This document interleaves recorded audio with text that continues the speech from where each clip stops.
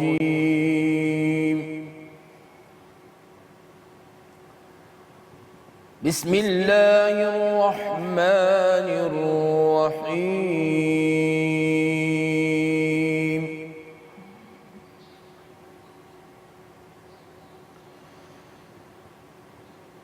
وعباد الرحمن الذين يمشون على الأرض هونا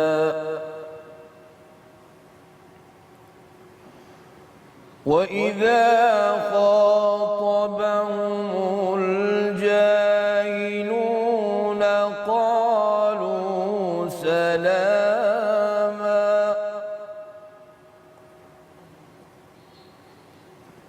والذين يبيتون لربهم سجدا وقياما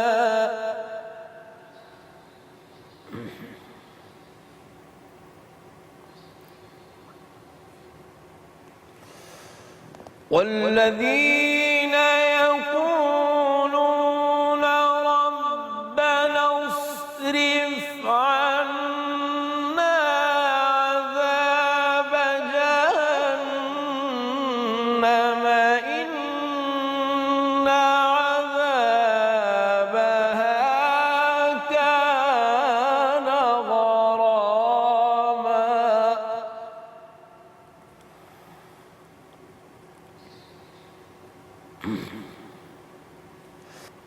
إن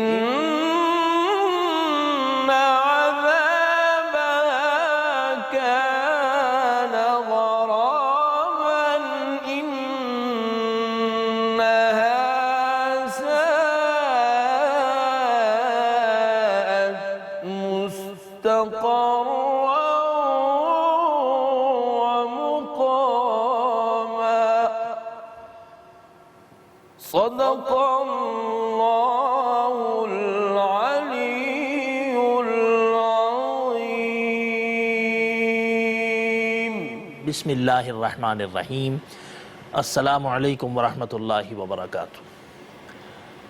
قرآن کریم کی سورہ فرقان کی جو آیتیں آپ کے سامنے پیش کی گئیں، آیت نمبر 63 سے 66 تک آپ کے سامنے پیش کی گئیں۔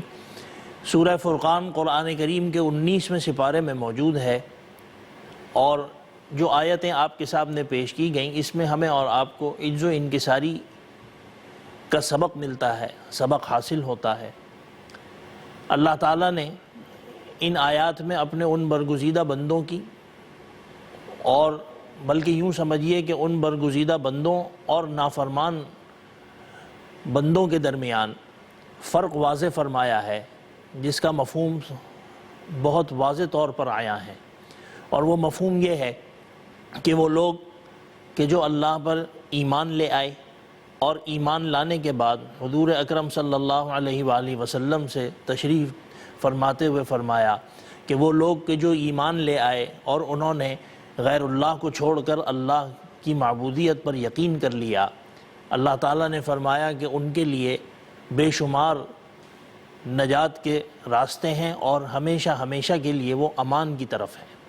اسی طریقے پر وہ لوگ کہ جو غیر اللہ کی طرف سے ایمان کی جانب راغب ہوئے اور اس سے پہلے جو بھی ان کے اعمال تھے، اللہ تعالیٰ فرماتے ہیں کہ وہ ان کے اعمال نامے سے مٹا دیے جائیں گے اور ان کی نیکیاں جو ہیں وہ ان کی جگہ لے لیں گی۔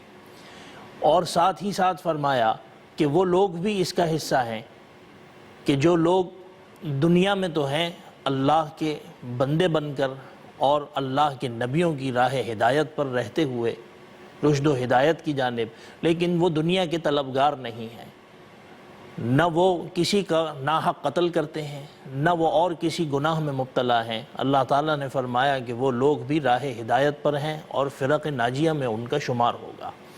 لیکن اس کے برعکس جو لوگ نافرمانی کرتے ہیں، ناحق قتل کرتے ہیں، کسی کے خون بہا کرتے ہیں، یا اور اسی طریقے سے دیگر معاملات ہیں جیسے زنا میں مبتلا ہیں یا اور کسی میں اسی طریقے پر نبیوں کی نافرمانیوں میں مبتلا ہیں، تو اللہ تعالیٰ نے فرمایا کہ یہ وہ سب لوگ ہیں کہ جن کا آخرت میں تو انجام خراب ہے، لیکن دنیا میں بھی اللہ نے ان کا انجام خراب ہی رکھا ہے۔ اور جہاں اللہ نے اپنے بندوں کے لیے ثواب کا درجہ رکھا ہے فرما برداری میں زیادہ سے زیادہ، اسی طریقے پر اللہ تعالیٰ نے فرمایا کہ ان بندوں کے لیے کہ جو نافرمان ہیں، ایمان کی دولت سے خارج ہیں، یا ایمان کی دولت لانے کے بعد بھی وہ جو ہے نافرمانی میں ہیں، اللہ تعالیٰ نے فرمایا کہ وہ لوگ ایسے ہیں کہ جن کو قیامت میں عذاب دگنا کر کے دیا جائے گا، یعنی وہ مستقل عذاب میں رہیں گے۔ ایک روایت کے مطابق مومن اور مسلمان جو کہ نافرمان ہے اللہ کا، اگر وہ توبہ کر کے اللہ کی طرف آ جائے اور اللہ کی طرف رجوع کر لے، اللہ تعالیٰ فرماتے ہیں کہ وہ بندہ سب سے مقرب ہے اور سب سے زیادہ پسندیدہ ہے اللہ کے نزدیک۔ لیکن اگر وہ اپنی اس روش پر قائم رہے تو اللہ تعالیٰ فرماتے ہیں کہ یہ دنیا بھی اس کے لیے جہنم ہے اور آخرت بھی اس کے لیے جہنم ہے، کوئی اس کے لیے راحت کا سامان نہیں ہے، راحت صرف اور صرف اس کے لیے ہے کہ جو اللہ کا فرما بردار ہے اور نبیوں کا ماننے والا ہے، حضور اکرم صلی اللہ علیہ وآلہ وسلم کے دین پر عمل کرنے والا ہے۔ یہاں اللہ نے ایک تشبیہ بھی دی ہے، اور وہ تشبیہ یہ ہے کہ اللہ نے اپنی قدرت بیان کی ہے۔ وہ قدرت یہ ہے کہ اللہ نے بتایا، اللہ نے فرمایا کہ ان کی قدرت یہ ہے کہ اللہ نے یہی وہ خدا ہے اور یہی وہ اللہ ہے کہ جس نے رات کی تاریکی کو دن کے اجالے میں تبدیل کیا اور دن کے اجالے کو اللہ نے رات کی تاریکی میں تبدیل کیا۔ یہ ایک مشابہت بھی ہے، ایک نشانی بھی ہے، ایک اشارہ بھی ہے کہ اللہ تعالیٰ اسی طریقے پر جب راہ ہدایت کا کسی کے لیے فیصلہ فرماتے ہیں تو وہ رات کی تاریکی سے نکل کر دن کے اجالے کی طرح منور ہو جاتا ہے۔ اور اسی طریقے پر یہ اشارہ بھی ہے، اور یہ بھی اس کا ایک مفہوم عام فہم زبان میں لیا جاتا ہے کہ جب اللہ تعالیٰ کسی کے دل پر مہر لگا دیں اور کسی کو راہ ہدایت سے اگر دور فرما دیں اللہ تعالیٰ، تو اس کی نشانی بالکل ایسے ہی ہے کہ جیسے دن کے اجالے سے وہ تبدیل ہو کے رات کی تاریکی میں مبتلا ہو گیا۔ تو اللہ تعالیٰ نے اپنی اس قدرت کا نمونہ پیش اس لیے کیا ہے کہ مومن اور مسلمان اور جو دیگر ادیان پر کام کرنے والے جو افراد ہیں، ان کے درمیان اللہ نے ایک فرق بتایا ہے کہ راہ ہدایت کا فرق یہ ہے کہ جو شخص راہ ہدایت پر آئے گا وہ اسی دن کے اجالے کی طرح ہے، اور جو نافرمانی اور دوسرے راستوں پر چلے گا اللہ تعالیٰ نے فرمایا کہ عذاب میں بھی ہے اور وہ اسی تاریکی کی مانند ہے۔ بس انہی آیتوں کا یہ حاصل ہے۔ دعا فرمائیے کہ اللہ تعالیٰ ہمیں صحیح معنوں میں اس کو سمجھنے کی بھی توفیق عطا فرمائے، اس پر عمل کرنے کی بھی توفیق عطا فرمائے۔ وآخر دعوانا ان الحمدللہ رب العالمین۔ خدایا ہمیں بھی مدینہ دکھا دے، خدایا ہمیں بھی مدینہ دکھا دے۔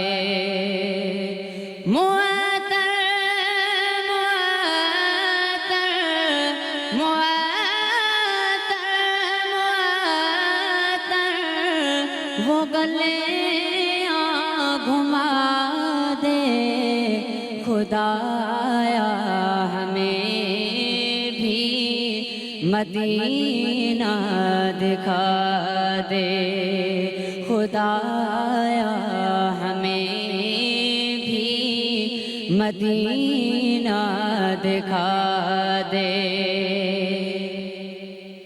بھرم رکھیل میری غریبی کا یا رب، بھرم رکھیل میری غریبی کا یا رب، مجھے شہر طیبہ کا، مجھے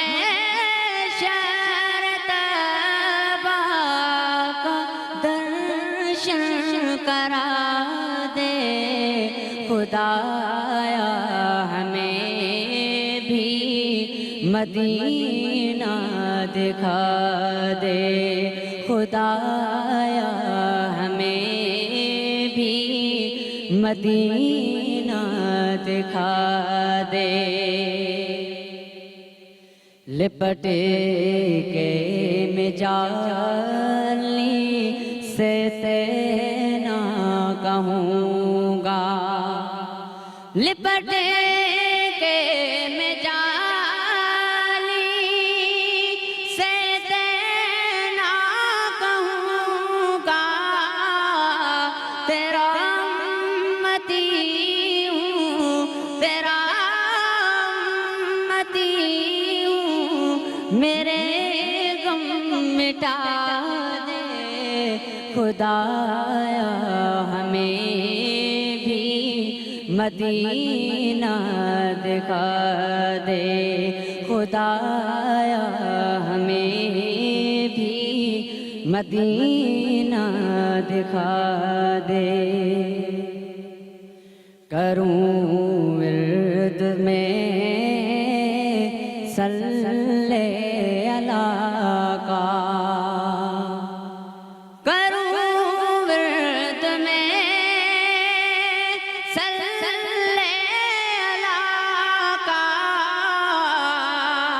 مجھے ایسا عاشق، مجھے ایسا عاشق دیوانہ بنا دے خدایا، ہمیں بھی مدینہ دکھا دے، خدایا ہمیں بھی مدینہ دکھا دے۔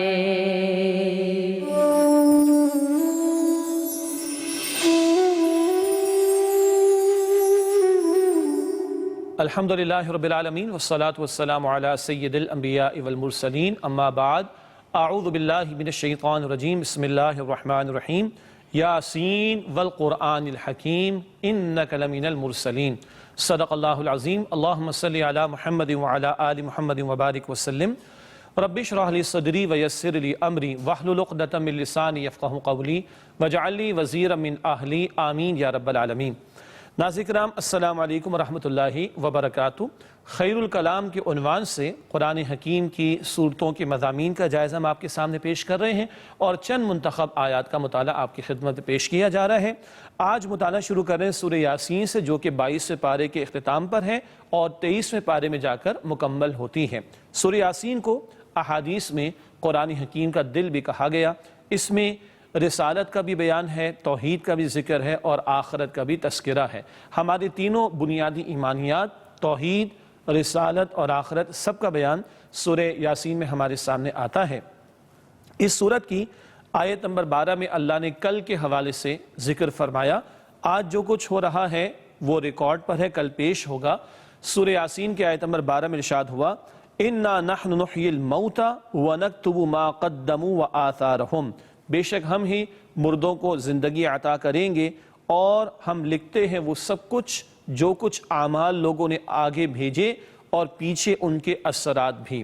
اعمال ریکارڈ پر ہیں اور ان کے اثرات بھی۔ لوگوں کو خیر سکھایا، پیچھے لوگ خیر کا عمل کر رہے ہیں، صدقہ جاریہ ہو جائے گا، اور لوگوں کو شر سکھایا اور شر پر لگایا اور پیچھے لوگ گناہوں میں مبتلا ہیں تو گناہ جاریہ کا بھی تسلسل ہوگا۔ اللہ ہم سب کی حفاظت فرمائے۔ اسی سورہ یاسین میں آگے چل کر آیت نمبر 60 ہے، جہاں اللہ تعالیٰ نے کل کے ایک مکالمے کا ذکر کیا۔ اللہ تعالیٰ بندوں سے پوچھیں گے اور فرمائیں گے آیت نمبر 60 میں سورہ یاسین میں، الم اعہد الیکم یا بنی آدم اللہ تعبدوا الشیطان، اللہ فرمائیں گے اے بنی آدم، کیا میں نے تمہاری طرف حکم نہیں بھیجا تھا کہ تم شیطان کی عبادت نہ کرنا، انہ لکم عدو مبین، بے شک وہ تمہارا کھلا دشمن ہے۔ عجیب بات ہے نا، شیطان کی عبادت، ہم تو عبادت سمجھتے فقط رکوع سجود کو، نماز زکوٰۃ کو، تو شیطان کے لیے تو کسی نے روزہ نہیں رکھا، نماز نہیں پڑھی، زکوٰۃ نہیں دی۔ پھر شیطان کی عبادت سے کیا مراد؟ شیطان کی پڑھائی ہوئی پٹی پر عمل کرنا، اللہ کے رحمان کے مقابلے میں شیطان کی بات کو ماننا۔ وہ بے حیائی کی دعوت دیتا ہے، فحاشی کی دعوت دیتا ہے، اللہ کی راہ میں خرچ کرنے سے روکتا ہے، بار بار قرآن ذکر فرماتا ہے۔ تو شیطان کی پڑھائی ہوئی پٹی پر عمل کرنا یہ شیطان کی عبادت ہے۔ اللہ مجھے اور آپ کو اس سے محفوظ رکھے اور اللہ اپنی ہی عبادت یعنی اپنے ہی تقاضوں پر عمل کرنے کی توفیق عطا فرمائے۔ اسی سورہ یاسین میں آیت نمبر 65 میں ہلا دینے والا ایک مقام ہے، کل ہمارے اعضاء گواہی دیں گے۔ قرآن کہہ رہے ہیں سورہ یاسین کی آیت نمبر 65 میں اليوم نختم على افواہہم وتکلمنا ایدیہم وتشہد ارجلہم بما کانوا یکسبون، آج ان کے منہ پر ہم مہر لگا دیں گے اور ان کے ہاتھ ہم سے کلام کریں گے اور ان کے پیر گواہی دیں گے اس کے خلاف جو اعمال لوگ کرتے رہے۔ یہ اللہ کا سچا کلام بتا رہا ہے۔ کچھ لوگ وہاں جھوٹ بولیں گے، قرآن میں ذکر ہے سورہ انعام میں، سورہ مجادلہ میں، اللہ منہ بند کر دیں گے اور لوگوں کے ہاتھ اب بولیں گے اور لوگوں کے پیر ان کے خلاف گواہی دیں گے۔ اللہ ہم سب کے حساب کو آسان فرمائے۔ سب کچھ پیش ہونا ہے۔ ہم لوگ کیمروں سے چھپتے ہیں کہ کوئی چیز پکڑ میں نہ آ جائے، ہمارے اندر کے اعضاء کل اللہ کے سامنے بولنا شروع کر دیں گے تو کیا ہوگا؟ اللہ ہم سب پر رحم فرمائے اور اللہ ہم سب کے حساب کو آسان فرمائے۔ 23 پارے میں سورہ یاسین کے بعد سورہ صافات کا آغاز ہوتا ہے۔ مکی صورت ہے، بہت چھوٹی چھوٹی اس کی آیات ہیں اور 182 کل آیات ہیں سورہ صافات میں۔ اللہ تعالیٰ کی قدرتوں کا بیان ہے، رسولوں کے حالات کا ذکر بھی آیا ہے اور مشرکین کے شرک کا رد بھی اس صورت میں کیا گیا۔ اسی صورت میں وہ مشہور واقعہ ہے جو قربانی کی وجہ بنا اور جناب ابراہیم علیہ السلام کو اللہ سبحانہ وتعالی نے خواب میں دکھایا کہ وہ اپنے ہاتھ سے اپنے بیٹے کو ذبح کر رہے ہیں۔ یہ واقعہ اسی صورت میں آتا ہے سورہ صافات کی آیات 100 تا 110 میں۔ اس کی چند آیات میں آپ کے سامنے رکھتا ہوں۔ اللہ تعالیٰ نے دکھایا تو ابراہیم علیہ السلام تیار ہوئے۔ خواب بھی پیغمبر کا وحی پر مبنی ہوتا ہے۔ بیٹے سے پوچھا ماذا ترى، بیٹا تمہاری کیا رائے؟ بیٹے اسماعیل علیہ السلام عرض کرتے ہیں قال یا ابت افعل ما تؤمر، اے ابا جان آپ کو جو حکم دیا گیا اس پر عمل کیجئے، ستجدنی انشاءاللہ من الصابرین، اللہ نے چاہا تو ان قریب آپ مجھے صبر کرنے والوں میں سے پائیں گے۔ باپ ذبح کرنے کو تیار اور بیٹا ذبح ہونے کو تیار۔ پھر کیا ہوا یہ بات آپ کے سامنے رکھیں گے ایک وقفے کے بعد۔ امید ہے آپ ہمارے ساتھ رہیں گے انشاءاللہ۔ السلام علیکم ورحمۃ اللہ وبرکاتہ۔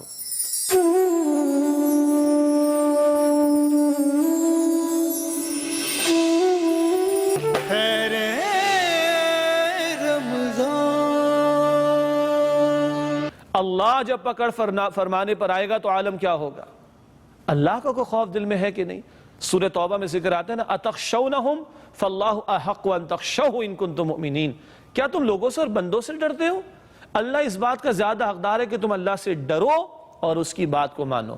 یہاں سورہ زمر کی آیت نمبر 3 میں کہا گیا الا للہ الدین الخالص، آگاہ ہو جاؤ اطاعت خالصتاً وہ تو اللہ سبحانہ وتعالی کے لیے ہے۔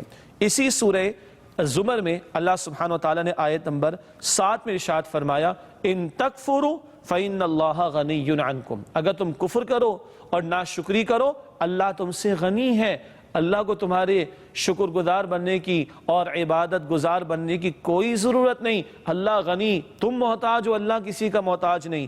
ہاں ولا يرضى لعباده الكفر، اللہ اپنے بندوں کے لیے کفر کو، ناشکری کو پسند نہیں فرماتا۔ البتہ فرمایا وَإِن تَشْكُرُوا يَرْضَهُ لَكُمْ، اگر تم شکر ادا کرو اللہ تمہارے لیے اسی بات کو پسند کرتا ہے، شکر کرو تو اللہ اس بات کو تمہارے لیے پسند فرماتا ہے۔ سورہ ابراہیم کی آیت نمبر 7 میں یہ بھی ہے لَإِن شَكَرْتُمْ لَأَزِيدَنَّكُمْ، اگر تم شکر ادا کرو گے اللہ فرماتے مزید نعمت عطا کروں گا۔ وَلَئِن كَفَرْتُمْ إِنَّ عَذَابِ لَشَدِيدٌ، اور اگر تم نے ناشکری کی تو میرا عذاب بھی بڑا شدید ہوگا۔ یہ سورہ ابراہیم کی آیت نمبر 7 میں ہے۔ یہاں فرمایا سورہ زمر کی آیت نمبر 7 اتفاقاً ہمارے سامنے ہے وَإِن تَشْكُرُوا يَرْضَهُ لَكُمْ، اور اگر تم شکر ادا کرو تو اللہ تعالیٰ تمہارے لیے اسی بات کو پسند فرماتا ہے۔ ہاں وَلَا تَزِرُ وَازِرَةٌ وِزْرَ أُخْرَى، کوئی بوجھ اٹھانے والا کسی دوسرے کا بوجھ نہیں اٹھائے گا۔ کل اللہ کے سامنے پیش ہونا ہے، ہر ایک خود پیش ہوگا۔ دنیا میں بچانے والے آ جاتے ہیں، چھڑانے والے آ جاتے ہیں اور سفارشیں بھی چل جاتی ہیں، فون کال بھی آ جاتی ہے اور PR بھی کام دیتی ہے، لیکن کل ہر ایک کو خود کھڑا ہونا ہے۔ قرآن کہتا ہے سورہ مریم کی آیت نمبر 95 میں وَكُلُّهُمْ آتِهِ يَوْمَ الْقِيَامَةِ فَرْدًا، ہر ایک اکیلے کے اللہ کے سامنے پیش ہوگا. اور یہاں بتایا جا رہا ہے وَلَا تَزِرُ وَازِرَةٌ وِزْرَ أُخْرَى، کوئی بوجھ اٹھانے والا کسی دوسرے کا بوجھ نہیں اٹھائے گا، ہر ایک نے اپنا جواب خود دینا ہے. فرمایا کہ ثُمَّ إِلَىٰ رَبِّكُمْ مَرْجِعُكُمْ، پھر تمہیں لوٹنا ہے تمہارے رب کی طرف. فَيُنَبِّئُكُمْ بِمَا كُنْتُمْ تَعْمَلُونَ، پھر اللہ تمہیں بتا دے گا جو کچھ تم کیا کرتے تھے. سارے اعمال تو پیش ہوں گے. اس سے بڑھ کر اس آیت میں فرمایا اِنَّهُ عَلِيمٌ بِذَاتِ الصُّدُورِ، بے شک وہ اللہ سینوں کے رازوں سے بھی واقف ہے. اعمال تو بڑی بات، اقوال بھی قیامت کے دن پیش ہوں گے، اور اقوال تو بڑی بات، اندر پوشیدہ راز کیا ہیں. اللہ فرماتے ہیں اِنَّهُ عَلِيمٌ بِذَاتِ الصُّدُورِ، بے شک وہ اللہ سبحانہ وتعالی سینوں کے رازوں سے بھی واقف ہے. کیا نیتی تھی، کیا ارادے تھے، سب کچھ نکال کر کل پیش کر دیا جائے گا. اللہ میرے آپ کے ہم سب کے حساب کو آسان فرمائے. اللہ تعالیٰ نے اسی سورہ زمر میں آیت نمبر 18 میں بہت پیاری بات عطا فرمائی قرآن کے تعلق سے. اللہ کے نیک بندے کون ہیں؟ فرمایا کہ الذین یستمعون القول، وہ لوگ کہ جو بہت عمدگی اور توجہ کے ساتھ اللہ کے کلام اور اللہ کی بات کو سنتے ہیں. فیتبعون احسن، اور اس کی عمدگی کے ساتھ اس کی عمدہ باتوں کی پیروی کرتے ہیں. اللہ کے کلام کو بھی عمدگی کے ساتھ سننا اور عمدگی کے ساتھ اللہ کے کلام کی باتوں پر عمل کرنا. آج بہت کچھ سنا جا رہا ہے نا، میڈیا تو سناتے ہی رہتا ہے، بہت کچھ سنا جا رہا ہے. اللہ کا کلام ہم کتنا سن رہے ہیں؟ اور بعض اوقات بہت توجہ سے باتیں، فلاں بگ شاٹ نے یہ کہہ دیا، فلاں پولیٹیشن نے یہ کہہ دیا، فلاں مینجمنٹ کے گروہ کی یہ بات مارکیٹ میں آ گئی، یہ اس کا 40 سال کا تجربہ ہے کارپوریٹ سیکٹر کا، اس نے یہ کہہ دیا. کتنی توجہ سے. اللہ ان سب کا خالق، پوری کائنات کا بادشاہ، اس کے کلام اور اس کی بات کو تو سب سے زیادہ توجہ سے سننا چاہیے. دنیا جہاں کی انسٹرکشنز ہمارے سامنے آتی ہیں، کبھی سیکیورٹی کے لیے، کبھی کسی ایکوپمنٹ کے لیے، کبھی ایجوکیشن کے حوالے سے، کبھی اکانومی کے حوالے سے، کبھی پالیٹکس کے حوالے سے، فلاں انسٹرکشنز ہیں. بیسٹ انداز میں بہترین طریقے پر اس کو فالو کرنے کی بات کی جاتی. اللہ کے نیک بندے کون ہیں؟ جو بہترین طریقے پر اللہ کے کلام کو سنتے ہیں اور بہترین طریقے پر اس کی پیروی کرتے ہیں، بہترین انداز سے اللہ کے احکامات کی پیروی کرتے ہیں. فرمایا گیا اولئک الذین ھداھم اللہ، یہ وہ لوگ ہیں جن کو اللہ سبحانہ وتعالی نے ہدایت عطا فرمائی. واولئک ھم اولو الالباب، اور یہی لوگ عقل مند ہیں. ہم عقل مند کسے سمجھتے ہیں؟ راتوں رات جو پیسہ بنا لے، ایسے ہی ہے نا. اللہ کے ہاں عقل مند کون؟ جو اللہ کے بہترین کلام قرآن کو عمدگی کے ساتھ سننے والے اور اللہ کے کلام اور اس کی باتوں کی عمدگی سے پیروی کرنے والے ہوں. یہ اللہ کے نزدیک ہدایت یافتہ ہیں اور یہی لوگ عقل مند ہیں. اللہ تعالیٰ مجھے اور آپ کو انہی لوگوں میں شامل فرمائے. ناظرین کرام، یہ سورہ زمر ہے اور اس میں اللہ تعالیٰ کی اطاعت پر بار بار زور دیا گیا، اور کل کی تیاری کے حوالے سے بھی اللہ سبحانہ وتعالیٰ نے ہمارے سامنے گفتگو عطا فرمائی. 23 پارے کی آخری آیت ہے، آیت نمبر 31. ارشاد ہوا ثم انکم یوم القیامت عند ربکم تختصمون، پھر قیامت کے دن تمہیں اپنے رب کے سامنے کھڑے ہو کر جھگڑا کرنا ہے. کیا مطلب؟ مظلوم کا کہ اللہ ظالم نے یہ ظلم کیا تھا، میرا حق دلوائیے. جس کی حق تلفی کی گئی تھی وہ کھڑا ہو کر کہے گا اللہ میرا حق دلوائیے. کل یہ فیصلے ہو جائیں گے. آج بچت ہو جاتی ہے، جرم ثابت نہیں ہو پاتا، مجرم فرار ہو جاتا ہے، لیکن کل قرآن کہتا ہے اللہ کے سامنے سب کو کھڑا ہونا ہے. اللہ تعالیٰ کل کی حاضری کا یقین اور آج اس کی تیاری کی توفیق عطا فرمائے. وآخر دعوانا ان الحمد للہ رب العالمین، والسلام علیکم ورحمۃ اللہ وبرکاتہ.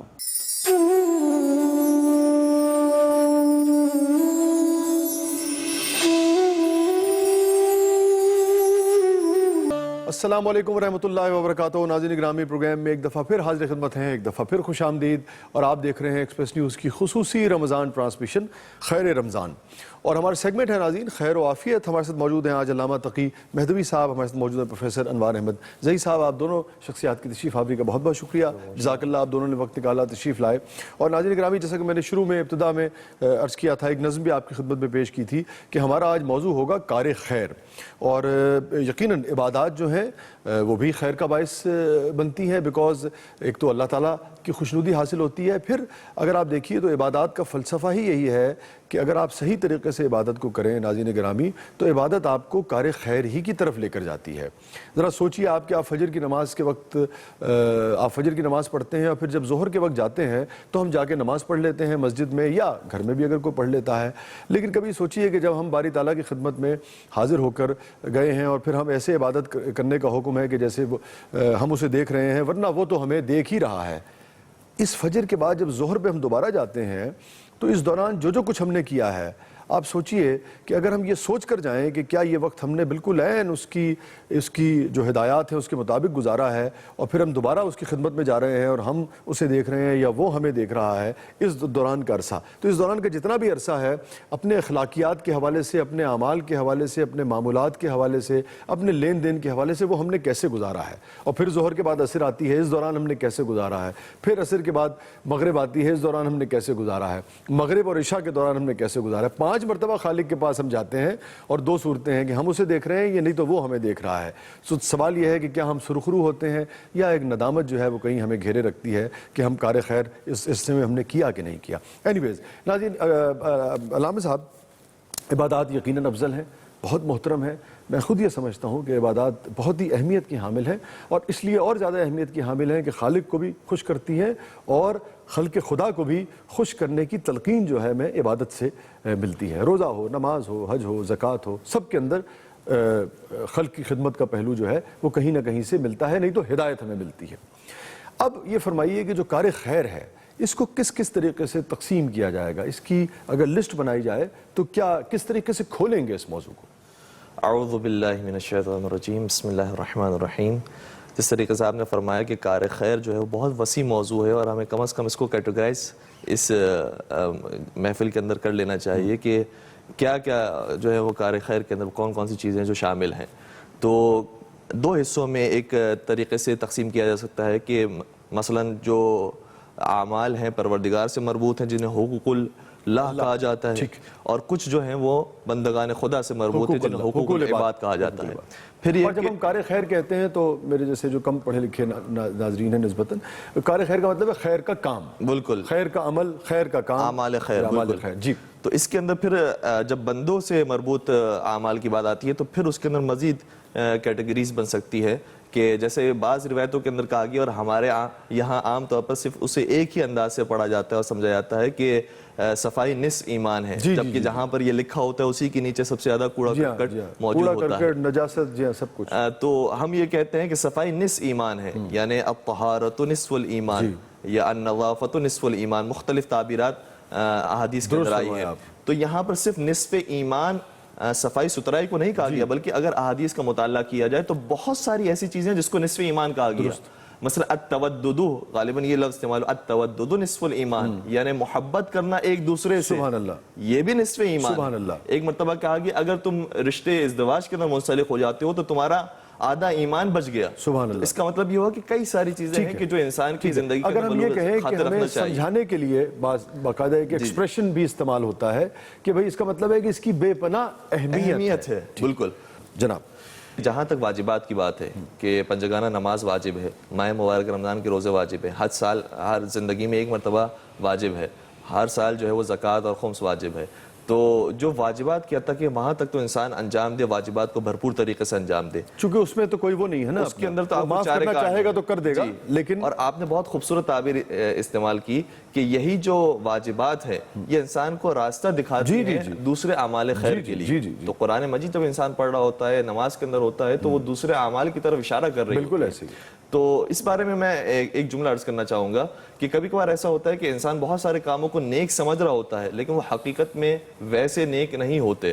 مثلا جو ہے وہ ایک مولا متقیان امیر المؤمنین حضرت علی بن ابی طالب علیہ السلام کی حدیث ہے. ارشاد فرماتے ہیں کہ صلاح ذات البین افضل من عامۃ الصلاۃ والصیام, کہ آپس میں ایک دوسرے کو صلح کروانا اور دوستی کروانا یہ عام نماز روزوں سے بہتر ہے. کیونکہ انسان اگر ایک دوسرے سے قریب ہوگا, لیکن لفظ استعمال ہوا عام نماز, عام نماز, اس میں واجب کا فرض کا ذکر نہیں ہو رہا. بالکل نہیں ہوا. تو ایک مرتبہ امام حسن مجتبیٰ علیہ السلام جو ہے وہ اعتکاف فرما رہے تھے مسجد کے اندر, اور یا تو مسجد الحرام تھی یا مسجد نبوی تھی. یہاں پر سائل ایک آتا ہے اور کہتا ہے کہ مولا میں جو ہے وہ گرفتار ہو گیا ہوں اور قرض لیا تھا، ادا کرنا چاہتا تھا لیکن میرے پاس پیسے نہیں ادا کر سکوں، اگر آپ کے پاس گنجائش ہو تو آپ ادا کر دیجئے۔ امام شاہ فرماتے ہیں کہ میرے پاس ابھی تو گنجائش نہیں کہ میں تمہاری مدد کر سکوں، لیکن ایک کام کر سکتا ہوں کہ تمہارے اور اس کے درمیان واسطہ بن جاؤ اور میں اس سے سفارش کر دوں کہ اسے ابھی چھوڑ دیجئے۔ سبحان اللہ۔ اس کے بعد امام حسن مجتبیٰ اعتکاف کے دوران ہی باہر نکلنے لگتے ہیں، یہاں تک کہ مسجد کو ترک کرنے والے ہوتے ہیں اور اپنی نالین کو سیدھی فرماتے ہیں، تو کسی صحابی نے پیچھے سے آواز دی کہ امام آپ اعتکاف میں ہیں، تو اس وقت امام شاہ فرماتے ہیں کہ کسی مومن کی مدد کرنا 70,000 اعتکاف سے افضل ہے۔ بسم اللہ الرحمن الرحیم۔ میں ایک تو یہ عرض کرنا چاہوں گا کہ یہ جو رمضان کا مہینہ ہے اصل میں یہی خیر و برکت کا مہینہ ہے، اور میں اسے ریفریشرز کورس کہتا ہوں۔ ٹھیک ہے، یہ 11 مہینوں کے لیے 1 مہینے تیار کیا جاتا ہے، یہ اعادہ ہے، آموختہ ہے، آموختہ ہے، اس کو ہم دہراتے ہیں۔ سبحان اللہ۔ تو اس لیے یہ ٹریننگ کا معاملہ ہے، تاکہ یہاں جو کہا گیا ہے کہ خیر کی کیا کیا خوبیاں ہیں ان کو ہم باقی 11 مہینے یاد رکھیں۔ ٹھیک۔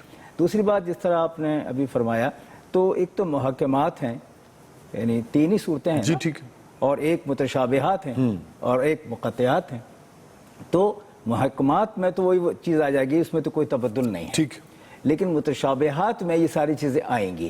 جب یہ آئیں گی تو پھر ایک اور منزل آ رہی ہے، وہ منزل آ رہی ہے بشریت کی، اور بشر میں اللہ رب العزت نے خیر اور شر دونوں اس لیے رکھے ہیں کہ خیر حاوی ہو تو آدمی تو ہے وہ انسان ہو جائے۔ اب یہاں ایک اور بات آتی ہے کہ کار خیر یا اچھے کام کرنے کو عبادت کہا گیا ہے۔ متعدد آیات ہیں جن میں اس کا بار بار اشارہ فرمایا گیا ہے۔ تو یہ کار خیر، اچھے کام جب بھی کسی کے ساتھ کریں، عزیز ہوں، رشتہ دار ہوں، پڑوسی ہوں، والدین ہوں، اقربا ہوں، جن کے ساتھ بھی کریں گے آپ، وہ عبادت کا درجہ ہے۔ سبحان اللہ۔ علامہ تقی مہدوی صاحب ہمارے ساتھ تشریف فرما ہے، پروفیسر انوار احمد زئی صاحب ہمارے ساتھ تشریف فرما ہے، اور یقیناً آپ جانتے ہیں ناظرین کہ جس نے اپنے نفس کو پہچانا اس نے اپنے رب کو پہچانا، اور یہ وہ نفس ہی ہے بنیادی طور پر جس کی اگر پہچان ہو جائے تو سبحان اللہ، اور رب کو آپ اس لیے پہچان لیتے ہیں کہ یہ نفس جو ہے یہی آپ کو پھر کار خیر کی طرف بھی لے کر جاتا ہے، اور جو کار شر کی طرف لے کر جا رہا ہے یا کار شر کر رہا ہے یا برا کام کر رہا ہے، اس کا مطلب ہے کہ نہ اس نے اپنے نفس کو پہچانا اور نہ اس نے اپنے رب کو پہچانا۔ کہیں نہیں جائیے گا ناظرین گرامی، چھوٹے سے وقفے کے بعد واپس آتے ہیں۔ آپ دیکھ رہے ہیں ایکسپریس نیوز کی خصوصی رمضان ٹرانسمیشن خیر رمضان۔ بہت ہی اہم موضوع ہے ناظرین گرامی کہ خیر کے کام، اچھے عمل، اچھے اعمال، ان کے نتائج، ان کی اہمیت، ان کی فضیلت کیا ہے، کیسے اپنایا جائے، کیسے لاگو کیا جائے۔ کہیں نہیں جائیے گا۔ السلام علیکم ورحمۃ اللہ وبرکاتہ۔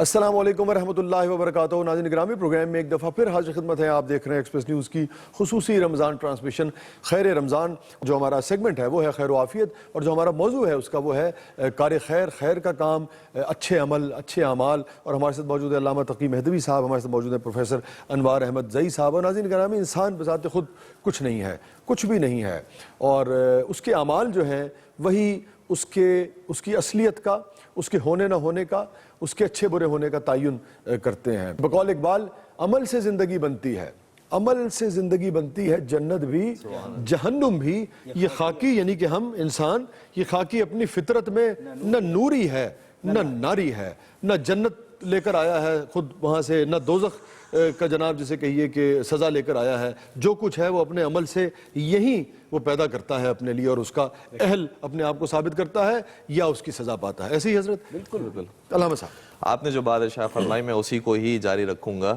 کہ علامہ اقبال نے جو یہ شعر ارشاد فرمایا ہے وہ قرآن مجید سے اقتباس شدہ ہے۔ سورہ دہر کی آیت ہے کہ انا ہدیناہ السبیل اما شاکرا و اما کفورا، کہ ہم نے تمہیں ہدایت کا راستہ تو بتا دیا، اب تمہاری مرضی ہے کہ شکران نعمت کرو یا کفران نعمت۔ سبحان اللہ۔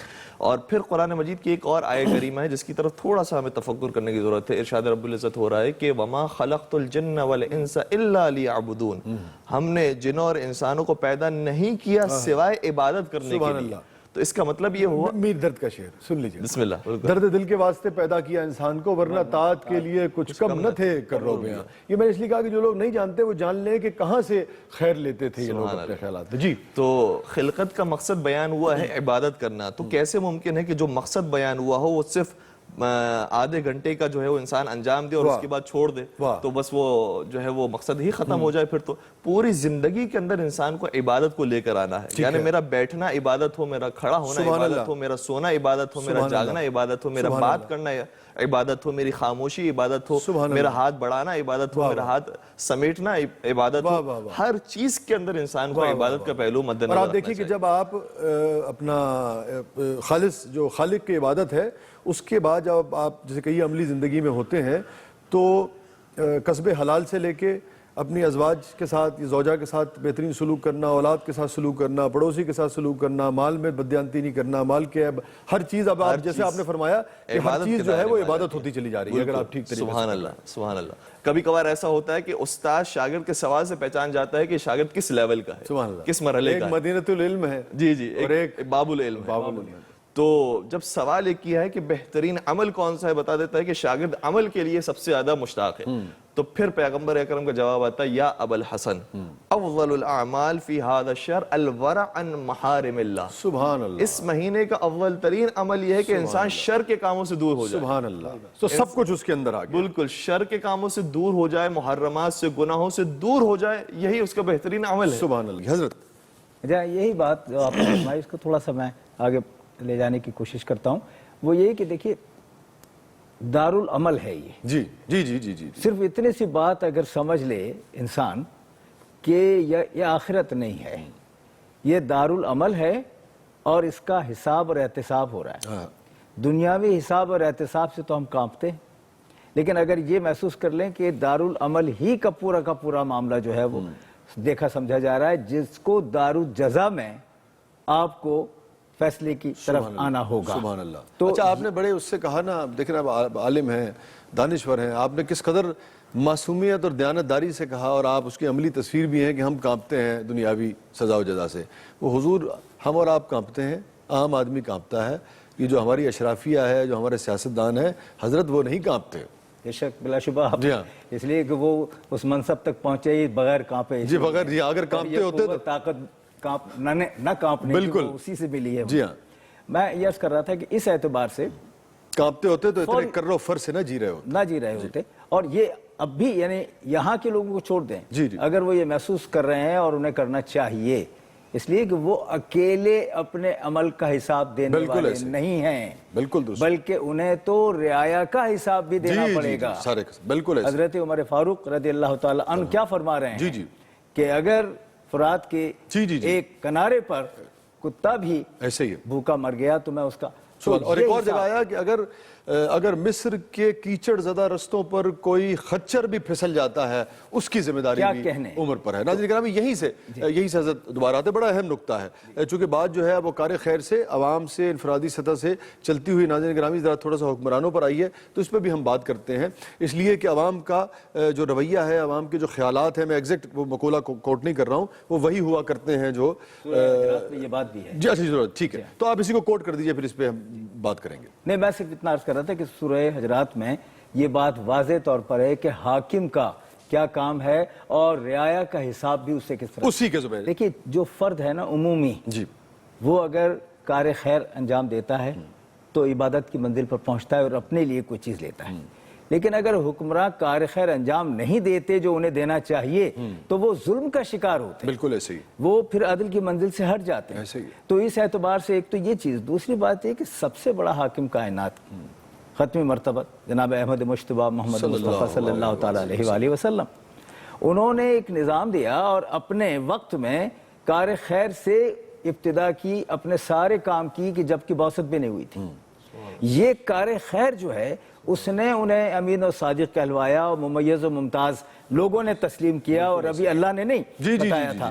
تو اس اعتبار سے ہمیں یہ دیکھنا ہے کہ وہ جو حاکم ہونے جا رہے ہیں وہ حاکم ہونے سے پہلے اپنا انداز یہ اختیار کر رہے ہیں کہ کار خیر جو ہے وہ ان کا وتیرہ, رویہ, پہچان, شناخت بن رہے ہیں. اس کے بعد پھر جب آپ حاکم ہو جاتے ہیں اس کے بعد کیا عالم ہوتا ہے, خود جا کے اس ضعیفہ کے یہاں چیز پہنچا رہے ہیں کہ جس کے بارے میں انہیں معلوم ہے کہ آج اس کی طبیعت ٹھیک نہیں ہے. کار خیر کی جو بات ہو رہی ہے, میں چاہوں گا کہ میں چونکہ صرف اس وقت حافظے سے یہ نکل رہا ہے کہ امام حسن علیہ السلام تھے یا امام حسین علیہ السلام تھے, جس میں مسکین نے صدا لگائی اور آپ نے جا کر ان کو دے دیا کچھ اور اس کے بعد آپ کی آنکھوں میں آنسو آ گئے. بالکل. ذرا بیان فرما دیجئے. میں گزارش کیا خوبصورت واقعہ. جی گزارش یہ ہے کہ جو ایک تو یعنی کہ کار خیر اور انسانی جو جسے دیکھیے کہ جو انسان کی جس کو ہم لفظ استعمال کرتے ہیں عزت نفس اس کا کس درجے پر احترام ہے, کس درجے پر احترام ہے, وہ ضرور بیان فرمائیے. امام علی مقام جب مدینے کے اندر تشریف فرما ہوتے ہیں تو ایک پردیسی آتا ہے اور معلوم کرتا ہے کہ مدینے میں سب سے بڑا کریم کون ہے. ناظرین گرامی غور سے سنیے گا یہ واقعہ. جی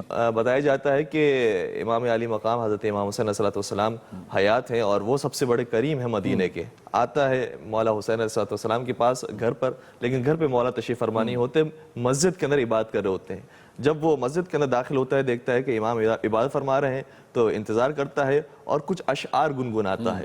اس کے بعد جب امام فارغ ہوتے ہیں نماز سے تو سلام اور دعا ہونے کے بعد اپنے خادم کو حکم دیتے ہیں کہ اس کے لیے جو اس کا مال تھا وہ آمادہ کر لو, اور آمادہ کرنے کے بعد پھر اس سائل سے کہتے ہیں کہ تم میرے ساتھ میرے گھر پر چلو. اور جب گھر پہ جاتا ہے یہ تو مولا اس طریقے سے دیتے ہیں کہ جو بوری ہوتی ہے اور اس کے اندر جو سکے جمع ہوتے ہیں وہ اپنے ہاتھ سے باہر نکالتے ہیں, لیکن اپنا چہرہ نہیں دکھاتے. یہ نہیں بتاتے کہ کون دینے والا ہے, پتہ نہیں چلتا کہ کون سا ہاتھ ہے جو دینے والا ہے. چنانچہ وہ سائل جب لے رہا ہوتا ہے تو پھر کچھ فضائل کے اندر اشعار پڑھتا ہے اور اشعار پڑھتے پڑھتے رونے لگتا ہے. اور پھر جب رونے لگتا ہے تو امام علی مقام یہ فرماتے ہیں کہ کیا ہماری عطا میں کمی آ گئی, کیا ہماری عطا کم لگ رہی ہے تجھے جس کی وجہ سے تو رو رہا ہے. کہا کہ میں اس لیے نہیں رو رہا بلکہ اس لیے رو رہا ہوں کہ یہ کریم ہاتھ کیسے زمین میں دفن ہوں گے, میں یہ سوچ کے رو رہا ہوں. اور امام امیر المومنین حضرت علی علیہ السلام کا یہ جملہ ہے کہ جب تم کسی سائل کو دو تو یا تو اسے کہو کہ وہ اپنی حاجت زمین پر لکھ لے, یا پھر اگر وہ مانگنے کے لیے آئے تو رات کی تاریکی میں آئے, کیونکہ اگر وہ زمین پر لکھے گا اور رات کی تاریکی ہوگی تو مانگنے والے کا جو چہرہ ہے وہ نظر نہیں آئے گا, کیونکہ رات کی تاریکی ہے, صرف جو سائل کا سوال ہے وہ لکھا ہوا نظر آئے گا. تو یا تو سائل کے چہرے کی حفاظت ہو جائے گی, اس طریقے سے اس کی عزت محفوظ رہے گی, یا اگر وہ بیان کر رہا ہے زبان سے تو چہرہ تو نظر آ رہا ہے لیکن وہ کیا بیان کر رہا ہے یہ معلوم نہیں ہوگا. چنانچہ دونوں صورتوں میں اس کی عزت نفس محفوظ رہے گی. دیکھیں نہیں جائے گا. چھوٹے سے وقفے کے بعد واپس آتے ہیں. آپ دیکھ رہے ہیں خیر رمضان ایکسپریس نیوز کی خصوصی رمضان ٹرانسمیشن. السلام علیکم ورحمۃ اللہ وبرکاتہ. السلام علیکم ورحمۃ اللہ وبرکاتہ. ناظرین گرامی پروگرام میں دوبارہ حاضر خدمت ہیں. آپ دیکھ رہے ہیں ایکسپریس نیوز کی خصوصی رمضان ٹرانسمیشن خیر رمضان. ہمارے ساتھ موجود ہیں علامہ تقی مہدوی صاحب, ہمارے ساتھ موجود ہیں پروفیسر انوار احمد زئی صاحب. اچھا اب یہ فرمائیے حضرت کہ ایک عام آدمی, ایک زلف تراش جو ہے, ایک نان بائی جو ہے, ایک ٹیکسی چلانے والا جو ہے, ایک کوئی آدمی جو کم کماتا ہے 6,000 روپے, 7,000 روپے, 8,000 یا اس سے کم یا اس سے زیادہ, جو بظاہر عام آدمی کہلاتا ہے لیکن یقیناً میں سمجھتا ہوں کہ خاص آدمی ہے. خاص آدمی اس لیے ہے کہ بہت ہلکا ہے. جو کچھ ہم نے پڑھا ہے دین کے بارے میں وہ بتاتا ہے کہ بہت آسانی سے بکٹر دوڑتا چلا جائے گا اس پل صراط پہ, اس لیے کہ زیادہ بوجھ ہی نہیں ہے اس کے پاس, نہ منصب کا نہ دولت کا. اچھا گزارش یہ ہے کہ لیکن وہ بھی کیسے, کن اعمال کو اس کی جو بھی اس کا حلقہ ہے اس میں کون کس طرح سے یہ سمجھ پائے کہ بھئی یہ کار خیر ہے اور میں اس طرف بڑھتا رہوں.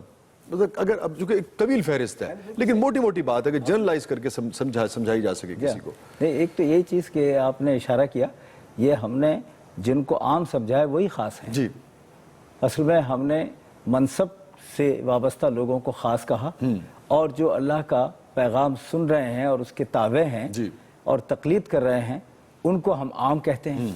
ہمارے نزدیک تو وہی خاص ہیں, اس لیے کہ وہ اللہ کے نزدیک خاص ہیں. تو ایک تو یہ بات ہے. دوسری بات یہ کہ وہ کیا کرے. ایک چیز جسے ضمیر کہا جاتا ہے وہ اندر سے خود کہتا ہے کہ کیا کریں. ٹھیک, اس کی آواز کو دبانا یہ بھی شر ہے, یہی کہا گیا ہے. اس لیے اس کی آواز کو بلند کیا جانا چاہیے.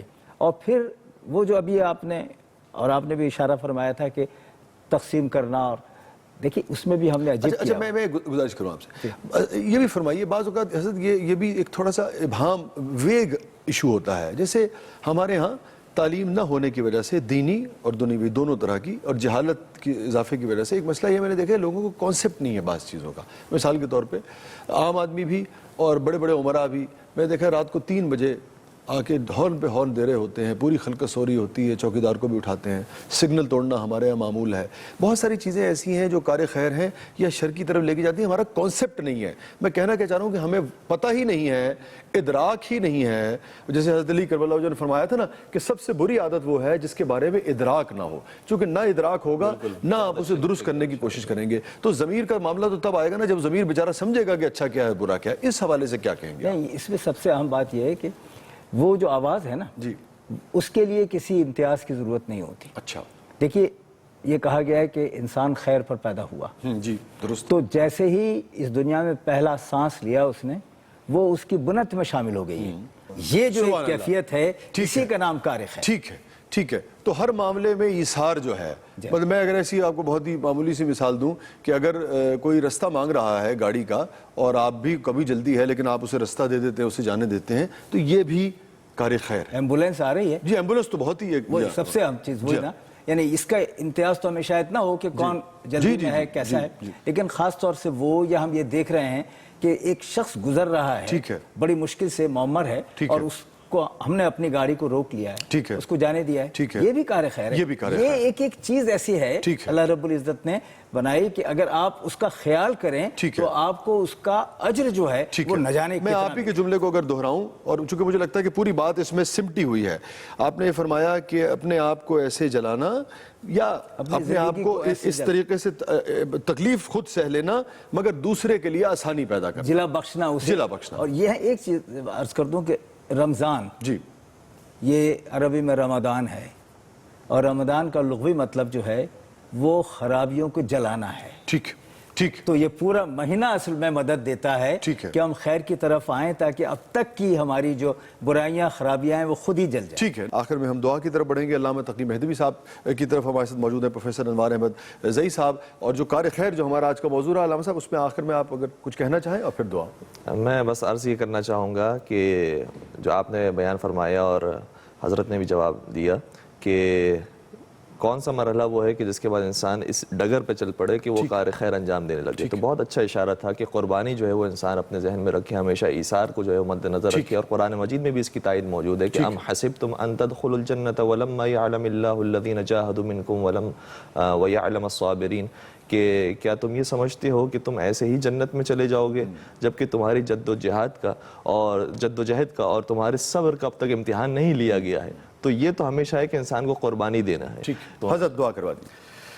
بسم اللہ الرحمن الرحیم. ماہ مبارک رمضان کی ساعتیں پروردگار ماہ مبارک رمضان کی تمام برکتوں کو سمیٹنے کی ہم سب کو توفیق عطا فرما. اس ماہ مبارک رمضان میں تلاوت قرآن مجید کرنے کی ہم سب کو توفیق عطا فرما. قرآن مجید کی تلاوت کے ساتھ اس کے ترجمے کو پڑھنے کی, اس کی تفسیر کو جاننے کی, اس پر عمل کرنے کی ہم سب کو توفیق عطا فرما. آپس میں بھائیوں کے اندر خلوص کا رشتہ قائم فرما. ملک پاکستان کو استحکام عطا فرما. جہاں جہاں مسلمان آباد ان تمام کی جان مال عزت و آبرو کی حفاظت فرما. پالنے والے جو شرعی حاجات اپنے ذہن کے اندر رکھتے ہیں, اگر وہ حاجات ان کے حق میں بہتر ہے تو انہیں قبول فرما. اگر ان کے حق میں بہتر نہیں ہے پروردگارہ, قیامت میں انہیں اس سے بہتر اجر عطا فرما. پالنے والے ان ساری دعاؤں کو اپنی بارگاہ میں مستجاب فرما. اللہم صلی علی محمد وآلہ الطاہرین. وبرکاتہ. ناظرین گرامی, پروگرام میں ایک دفعہ پھر حاضر خدمت ہیں. آپ دیکھ رہے ہیں ایکسپریس نیوز کی خصوصی رمضان ٹرانسمیشن خیر رمضان, اور خوش آمدید ناظرین ایک مرتبہ پھر. اور ہمارا سیگمنٹ ہے تحفہ خیر, اور ڈاکٹر سید محمد اشرف جیلانی صاحب آپ جانتے ہیں سیگمنٹ میں ہمارے ساتھ ہوتے ہیں. خوش آمدید جیلانی صاحب, آپ کی تشریف آوری کا بہت بہت شکریہ. اور ناظرین گرامی, سرکار دو عالم صلی اللہ علیہ وسلم کی ایک حدیث کا مفہوم ہے کہ اگر تم چاہتے ہو کہ تمہاری عمر اور رزق میں اضافہ ہو تو صلہ رحمی کرو. کل یہیں پر ہم نے پروگرام کا اختتام کیا تھا کہ اور کون کون سے ایسے اعمال ہوتے ہیں عام زندگی میں جن کے اثرات رزق پر پڑتے ہیں, رزق کی کشادگی پر, رزق کی فراوانی پر, یا رزق کی بندش پر.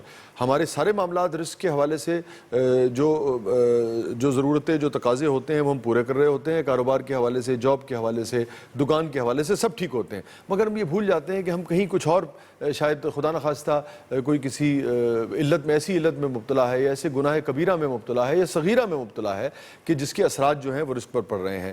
یا یہ ہے کہ آدمی کو بہت زیادہ محنت ادھر تو نہیں کر رہا ہے, تھوڑی بہت ہی کر رہا ہے, مگر کشادگی بہت ہے, اور وہ ایسا کیا کام کر رہا ہے کہ ادھر سے بے پناہ کشادگی حاصل ہو رہی ہے. اس پر ہم بات کریں گے, اور پھر یقیناً حضرت سے وظیفہ بھی پوچھیں گے کہ وہ اعمال, وہ بد اعمال جن سے اپنی ول کے بھی ذریعے اور عملیات کے ذریعے، وظائف کے ذریعے، دعاؤں کے ذریعے کیسے چھٹکارا پایا جائے جس کے اثرات رزق پر آتے ہیں؟ حضرت بسم اللہ الرحمن الرحیم. یہ بہت مین مسئلہ آپ نے اٹھایا کہ ہم پہلے اپنا جائزہ لے لیں، دیکھ لیں کہ کیا کیا عوامل ہیں جن کی وجہ سے رزق پہ اثر پڑا. ٹھیک. ایک چیز کا ذکر تو ہم کر چکے کہ سود، جی، جیسے کہ وہ لے لیا اور اس کے بعد وظائف بھی پڑھ رہے ہیں، یہ بھی کر رہے ہیں اور اس میں کوئی فائدہ نہیں ہو رہا. ظاہر ہے وہ اللہ اس کے رسول صلی اللہ علیہ وسلم سے جنگ جیسی آمیزش ہوئی کاروبار میں. اچھا، دوسری چیز کیا ہے کہ ڈیوز بندوں کے اور اللہ تبارک و تعالی. اچھا. زکوٰۃ ادا نہ کرنا، ٹھیک ہے، اس کا اثر آپ کے رزق پہ پڑے گا. ٹھیک ہے. اسی طرح اور بعض اوقات تو نقصان کی شکل میں سامنے آتا ہے. جی ہاں بالکل، اس لیے کہ زکوٰۃ مال کا میل ہے نا. جی جی جی. جب میل نکل گیا تو مال پاک ہو گیا. مال کی زکوٰۃ. تو جب آپ کا مال ہی پاک نہیں ہے اور آپ نے اس کو روک رکھا ہے، تب کیا آپ دے سکتے ہیں؟ پھر آپ نہیں دے رہے. اور ایسے لوگوں کو دیکھا کہ جن کو خیال بھی نہیں کہ ہمیں کرنا ہے، جی جی جی، تو اس کا اثر بالکل پڑے گا. دوسرا یہ کہ حقوق اللہ، حقوق العباد، ٹھیک ہے، یعنی آپ پر جو بندوں کے حقوق ہیں وہ اگر آپ ادا نہیں کر رہے تو آپ کے رزق پر اثر پڑے گا. مثلا آپ کی بہن ہے، آپ کے بھائی ہیں اور قریبی رشتہ دار ہیں جن کے ساتھ صلہ رحمی کا حکم ہے، اور صلہ رحمی کرنے سے عمر بھی بڑھتی ہے، رزق میں بھی برکت ہوتی ہے. اور حضرت آپ نے فرمایا، ہم نے تو یہاں دیکھا ہے اور ایک نہیں سینکڑوں جگہ دیکھا ہے کہ ایک بھائی جو ہے وہ باقاعدہ کروڑوں اور اربوں میں کھیل رہا ہے، اور اسی کا سگا بھائی جو ہے وہ بیچارہ کوڑیوں کا محتاج ہے، اور یہ تک نہیں کرتا جو بڑا بھائی ہے یا دوسرا بھائی جو کامیاب ہے مالی لحاظ سے، دنیاوی لحاظ سے، کہ اور کچھ نہیں تو قرض حسنہ دے دے یا کوئی ایسا سسٹم بنا دے کہ بھئی اس جب آپ اتنے بڑے سسٹم میں ہوتے ہیں تو بے شمار فوائد آپ پہنچا رہے ہوتے ہیں. جی ہاں بالکل. وہ اپنا ایک یونٹی اس طریقے مطلب اس کو اسی طرح سے دے دے کہ یہ کام جو دوسرا کر رہا ہے تو ہی کر لے یار، چل کچھ پیسے آ جائیں گے. یہ بھی ایک عجیب مسئلہ. جی ہاں، اس کے خیال بھی نہیں اس کی طرف، خیال بھی نہیں، یعنی وہ دولت ویسے لوٹا رہا ہے جی، لیکن اپنے سگے بھائی کو دینے کے لیے تیار نہیں، اپنے جو اقربا ہیں بالکل قریبی ان کو دینے کے لیے تیار. درست کہہ رہے ہیں. تو ظاہر ہے یہ بات اللہ تعالیٰ کے نزدیک ناپسندیدہ ہے کس قدر کہ آپ، اور صلہ رحمی کے خلاف ہے کہ آپ کر سکتے ہیں ان کی مدد اور اس کے بعد آپ نہیں کر رہے تو آپ کے رزق پہ اثر پڑے گا. اور اچھا ایک اور چیز اس کے اندر ہے، یہ تو خیر ہے صلہ رحمی. دوسرے یہ کہ تاجروں کی ایک یہ کیا کہنا چاہیے تھنکنگ ہو گئی یا ان کی ایک عادت ہو گئی، ہیبٹ کہیں جو بھی، کہ دوسرے کا پیسہ روک کر اپنا کام کرنا. جی جی جی جی، یعنی آپ اس کو بڑی عمدہ بات کیا، پیسہ دے سکتے ہیں لیکن آپ قصداً اس کو روک کر درست، اور پھر اس سے اپنا کام چلا رہے ہیں، اپنا پیسہ آپ کا سیف. بالکل درست کہہ رہے ہیں. اس سے بھی رزق میں جو ہے برکت نہیں ہوتی، اس سے اللہ تعالیٰ کی ناراضگی ہوتی ہے. دوسرا بیچارہ جو حقدار ہے اس کو آپ اس کی امانت یہ آپ نے بڑی باریک اور بڑا اہم نقطہ جو ہے یہ، اور یہ فی زمانہ اور یہ اتنا رواج بن گیا ہے. بس آپ نے ایک پیمنٹ کسی کو جنوری میں دینی ہے، آپ نے وعدہ کیا ہے اور آپ اس کو اب جون تک رکھ لیں اگر تو آپ نے اس سے بنا تو بہت پیسہ لیا، مگر یہ ہے کہ برکت اٹھ جائے گی، برکت اٹھ جائے گی اور دوسرے کا آپ نے نقصان کر لیا. اس نے بھی کچھ کمٹمنٹس کی ہوں گی. جی ہاں، اس طرح تو یہ اگر یہ ایک طرح سے اس کا حق مار رہے ہیں نا، کیونکہ آپ نے وعدہ کیا تھا اس کا. اسی لیے حدیث شریف میں ہے نا تجارہم الفجار، کہ تاجر جو ہیں یہ فاجر ہیں، انہی کے لیے کہا گیا، ان تاجروں کے لیے، ان تاجروں کے لیے، سب کے لیے نہیں، جو دوسروں کا پیسہ روک کر پھر اپنا کام کرتے ہیں اور اپنا پیسہ سیو کر لیتے ہیں. تو اس سے آگے کتنا نقصان ہوتا ہے کہ اس نے آگے کمنٹ کی بھی ہیں اور آگے اس کے لیے پورا جو سرکل ہے، پورا سرکل جو ہے وہ رک جاتا ہے. یہ چیز ہے. تو اگر ہم یہ نہ کریں کہ کسی کا پیسہ نہ روکیں، جو جس کا ہے آپ اس کو اسی وقت. اور جو مالکان تنخواہیں بھی ہم دیکھتے ہیں، کچھ ادارے ایسے ہیں ہر شعبے میں ہم دیکھتے ہیں ایسے ادارے کہ 2 مہینے روک لی، 1.5 مہینے روک لی، اس سے یقیناً پیسہ بن گیا یا نہیں بھی بنا، لیکن بہرحال اگر وہ نہیں دی، اور عام آدمی جس کی 10,000 5,000 تنخواہ ہے اس کے لیے تو بہت بڑی رقم ہوتی ہے. ہاں بالکل. اچھا اب اس کو ضرورت ہے اور اس کے دل سے جو ایک آہ نکلے گی تو وہ ظاہر ہے آپ کے رزق میں جو ہے رکاوٹ ہے. ٹھیک. اچھا اب پھر جس طرح آپ دیں گے، صلہ رحمی کریں گے اپنے رشتہ داروں کے ساتھ اور اپنے دوستوں کے ساتھ، اور جیسے آپ کے ملازمین ہیں ان کو آپ خوش رکھ رہے ہیں، ان کو دے رہے ہیں اور ویسے بھی ان کی مدد کر رہے ہیں، تو اللہ تبارک و تعالیٰ اس سے خوش ہوتا ہے. ٹھیک ہے حضرت، یہ تو خاص کاروباری معاملات سے جڑے ہوئے اعمال تھے، یہ غلطیاں تھیں جن کے اثرات جو ہیں وہ پڑتے ہیں کاروبار. جی اب میں کہوں گا کہ ذرا جیسے شراب ہے یا بہت سارے لوگ اور دیگر جیسے کہیے کہ علتوں میں مبتلا ہو جاتے ہیں جو عموماً یہ شراب جوئے سے جڑی ہوتی ہیں، یہ سارے جو معاملات ہوتے ہیں، اس کے کیا اثرات پڑتے ہیں، یا اس کے علاوہ جو انسانی جو رذائل ہیں ان میں سے کون کون سے رذائل ایسے ہیں جس کے اثرات رزق پر پڑتے ہیں. اگلے مرحلے میں اس عمل کے ساتھ ساتھ پھر ہم حضرت سے جاننے کی کوشش کریں گے کہ کون سے ایسے وظائف ہیں قرآن و سنت کی روشنی میں، اور کون سی ایسی دعائیں ہیں جس سے ان بد اعمال سے بھی چھٹکارا پایا جا سکتا ہے جو رزق پر اثر انداز ہوتے ہیں. آپ دیکھ رہے ہیں ایکسپریس نیوز کی خصوصی رمضان ٹرانسمیشن. خیر رمضان. السلام علیکم ورحمۃ اللہ وبرکاتہ.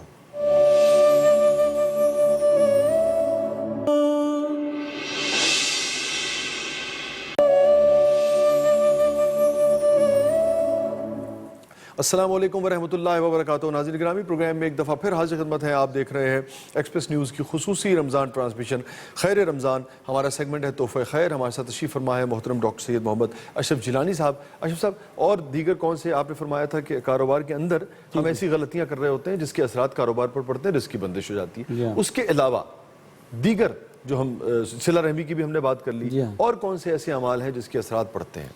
उसके अलावा जैसा कि आपने जिक्र किया कि ये शराब है, जिना है और जुआ है, बहुत सारी चीज़ें हैं। तो कुरान में अल्लाह तबारक व तआला ने फरमाया इन्नमल खम्रु वल मैसरु वल अंसाबु वल अज़लाम रिज्सुम मिन अमल शैतान, कि बेशक ये शराब, ये जुआ, ये पासे, ये तीर, ये तमाम चीज़ें जो हैं ये नजिस हैं और शैतान के अमाल में से।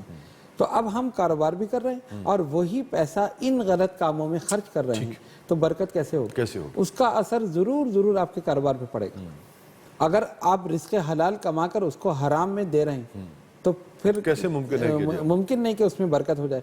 और अक्सर तो ये होता है कि हराम ही कमाते हैं और हराम में लुटा। बिल्कुल दुरुस्त बात। तो इसलिए फिर ये भी है कि जब आप इस किस्म के उसमें करते हैं तो वो रिस्क हराम आके आपके इस कारोबार में मिक्स भी हो जाता है। मिक्स हो जाता है। ऐसे ही है जैसे कुएं में आपने कुत्ता जो है वो डाल दिया, अब आप निकाल ही नहीं रहे, तो कैसे वो मिक्स हो तो गया? उससे क्या है कि एक तो अल्लाह तबारक व तआला की नाराजगी, ठीक है, उसके रसूल सल्लल्लाहु अलैहि वसल्लम के अहकामात की खिलाफ वर्जी और फिर रिज़्क़ में बेबरकती, ये तो लाजमी है। ठीक। तो इसलिए सबसे पहले इन चीज़ों से तौबा करनी चाहिए। और ये बिल्कुल सामने की बात है। हमने यानी कि आप तो यकीनन मुझसे सीनियर हैं उम्र में भी, इल्म में भी, तजुर्बे में भी, लेकिन हमने खुद देखा कि सैकड़ों लोगों को, मैं ज़ाती तौर पे सैकड़ों ना भी सही चले, मैं मुहावरतन कह रहा हूँ, मैं कम से कम दर्जनों लोगों को जानता हूँ जो अपनी इल्लतों की वजह से जिन्होंने अपना कारोबार जो है वो तबाह किया। बिल्कुल बेहतरीन कारोबार जा रहा था, सब कुछ ठीक जा रहा था, लेकिन यही लहूलाब में जब आप पढ़ते हैं। हाँ बिल्कुल। अब इसमें जुआ हो, शराब हो, जिना हो, जो भी चीज़ें हैं, ये सारी चीज़ें जो है बर्बाद करने वाली। ठीक।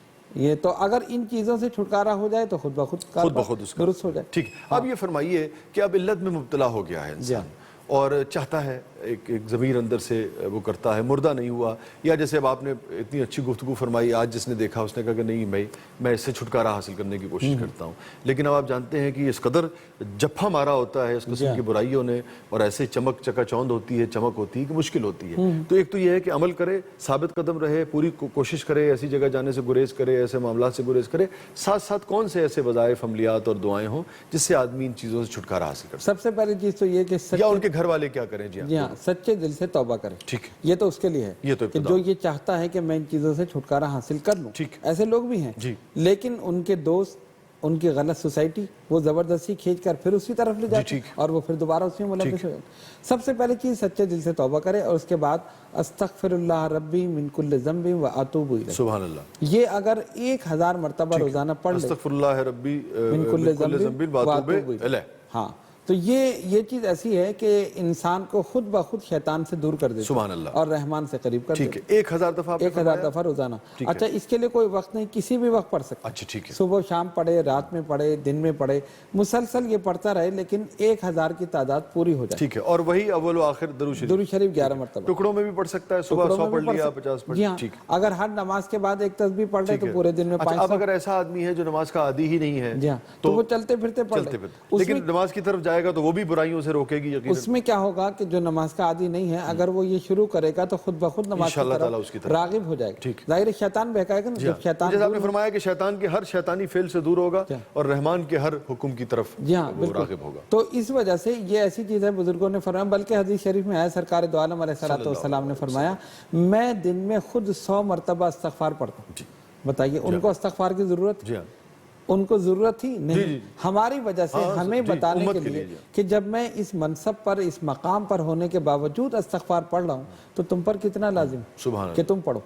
तो अगर हम पढ़ें, अच्छा इसका तरीका बुजुर्गों ने ये बताया कि अगर आप हर नमाज के बाद एक तस्बीह पढ़ लें तो पूरे दिन में 500 हो जाएगी, और अगर 2 पढ़ लें तो 1000 हो जाएगी। दुरुस्त बात है, आराम से हो सकती है। और अगर इसमें भी मुश्किल है तो चलते फिरते पढ़ लें। ठीक है। एक काउंटर आप साथ रखें, ठीक है, और उसके बाद पढ़ते रहें। इसमें क्या होगा कि खुद ब खुद दिल से शैतान निकलेगा और इंसान रहमान की तरफ रागिब हो जाएगा। और जब रागिब हो जाएगा तो खुद ब खुद कारोबार में भी बरकत होगी और सारी चीजें होंगी। ठीक है। अस्तगफिरुल्लाह रब्बी मिन कुल्लि ज़ंबिन व अतूबु इलैह। हाँ, ठीक। मैं चाहूंगा कि वक्त थोड़ा सा कम है, लेकिन जो रिस्क की कुशादगी के लिए, फरवानी के लिए لیے ہم دیکھتے ہیں کہ سورہ واقعہ کبھی کی تلاوت جو ہے وہ عموماً گھروں میں خواتین کرواتی ہیں اور عموماً مغرب کی نماز کے بعد اس کو آپ کیسے دیکھتے ہیں؟ یہ درست ہے یا اس حوالے سے کسی اور طریقہ کار جو ہے وہ زیادہ مسنون ہے یا بہتر ہے؟ نہیں، یہ پڑھ سکتے ہیں مغرب کے بعد بھی، عشاء کے بعد بھی پڑھ سکتے ہیں. اچھا، کوئی ضروری نہیں اس میں کوئی نہیں، بلکہ فجر کے بعد بھی بزرگوں نے کہا کہ اگر یہ ایک مرتبہ پڑھ لی جائے تو یہ رزق کی کشادگی کے لیے یہ بہترین چیز ہے. اور تعداد ایک مرتبہ پڑھ لیں، اور اگر ٹائم ہے تو آپ 7 مرتبہ بھی پڑھ سکتے ہیں، 11 مرتبہ پڑھ سکتے ہیں، لیکن یہ کہ 7 مرتبہ جو ہے وہ مناسب ہے. یہ مسلسل اس کا ورد رکھیں تو انشاءاللہ. جزاک اللہ. حضرت کل انشاءاللہ تعالی ہم بات کریں گے. ہم نے یہ سارا گفتگو کا آغاز کیا تھا، لازم بات ہے کہ رشتے نہ ہونے سے، پھر شادی سے، پھر اس کے بعد رزق آ گیا، پھر یہ سارا ہو گیا. اور بڑی عمدہ آپ نے گفتگو فرمائی کہ وظائف اور عملیات کے ساتھ ساتھ جو اس کا ایک جو یقیناً ایک دینی اسکالر کا منصب ہوتا ہے کہ وہ سارے عملی اقدامات جو ہیں جس کے کرنے کی ساتھ ساتھ شدید ضرورت ہے کہ جی ہاں کہ آپ بھائی پریکٹیکل بھی کریں گے تو تبھی یہ ساری چیزیں فائدہ بھی ہوگا اس کے بغیر کیسے ممکن ہوگا. اور آپ نے اس کی مثالوں بھی بتائیں کہ آپ کے پاس بھی جو لوگ آتے رہے.